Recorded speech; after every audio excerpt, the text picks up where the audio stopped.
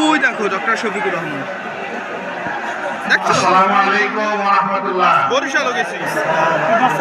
হ্যাঁ আল্লাহ নিশ্চয়। প্রিয় হিজলা মেহেন্দিগঞ্জবাসী, আপনারা কেমন আছেন? ভালো আছেন? আলহামদুলিল্লাহ আলহামদুলিল্লাহি রাব্বিল আলামিন ওয়াসসালাতু ওয়াসসালামু আলা রাসূলিহিল কারীম ওয়া আলা আলিহি ওয়া সাহবিহি ওয়া আহলি বাইতিহি আজমাইন। বাংলাদেশ জামাত ইসলামী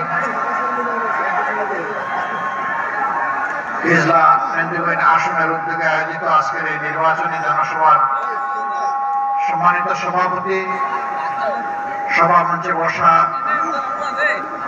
বাংলাদেশ জামাত ইসলামী সহ 11 দলের শরীক, কেন্দ্রীয় এবং স্থানীয় নেতৃবৃন্দ, শহীদ পরিবারের গর্বিত সদস্যবৃন্দ, জুলাই যোদ্ধাবৃন্দ,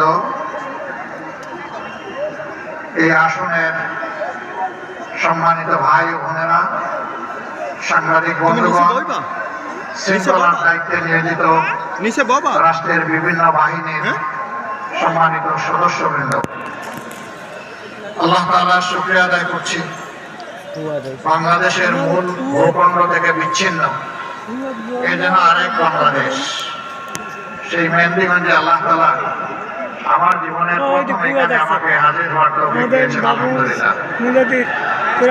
আজকের এই আশাটা আমরা সবাই জানি, আসন্ন নির্বাচনকে সামনে রেখে আগামী 12ই ফেব্রুয়ারি 4টা দিন আমাদের হাতে মূলত আছে। প্রচার প্রচারণার জন্য আছে 3 দিন। এই সময়ের ভিতরে 2 দিন আছে, মাঝখানে প্রস্তুতি করব। এই সময়ের ভিতরেই বাংলাদেশের জনগণ তারা তাদের সিদ্ধান্ত নিবেন যে আগামীর বাংলাদেশটা কেমন হবে। 1947 সালে এই ভূখণ্ডটি প্রথম পাকিস্তানের অন্তর্ভুক্ত হয়।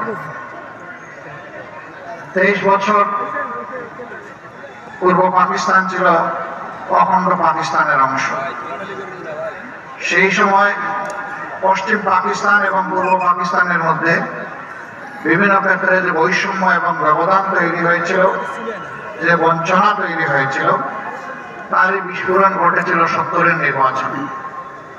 70-এর নির্বাচন হওয়ার পরে স্বাভাবিকভাবে ক্ষমতা হস্তান্তর না হওয়ার কারণে একটা যুদ্ধ অনিবার্য হয়ে ওঠে, যেটা বাংলাদেশের যুদ্ধ।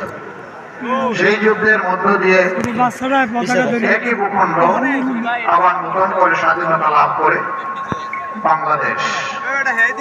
বাংলাদেশের জনগণকে বলা হয়েছিল,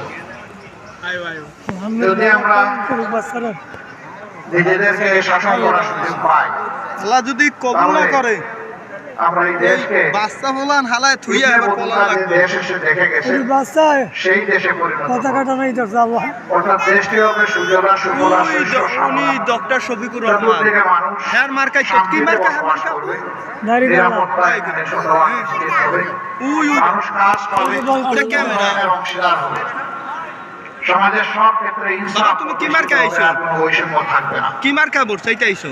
কিন্তু না, বাংলাদেশ হওয়ার পর 4 বছরের মতো আওয়ামী লীগ সুযোগ পেয়েছিল দেশটা শাসন করার।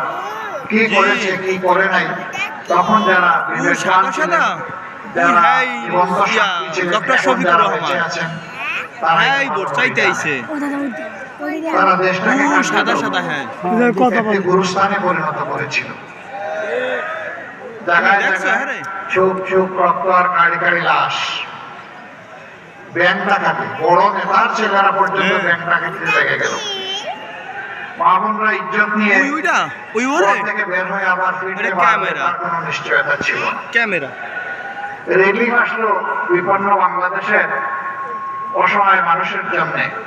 সেই রিলিফ বাংলাদেশ পর্যন্ত পৌঁছতে পারলো না, তার আগেই বিক্রি হয়ে গেল। 74-এর দুর্ভিক্ষে লক্ষ লক্ষ মানুষ মারা গেল, তাদের দাফন করার মতো সরকারের কোনো সময় ছিল না। জনগণ যেভাবে পেরেছে সেই বেওয়ারিশ লাশদেরকে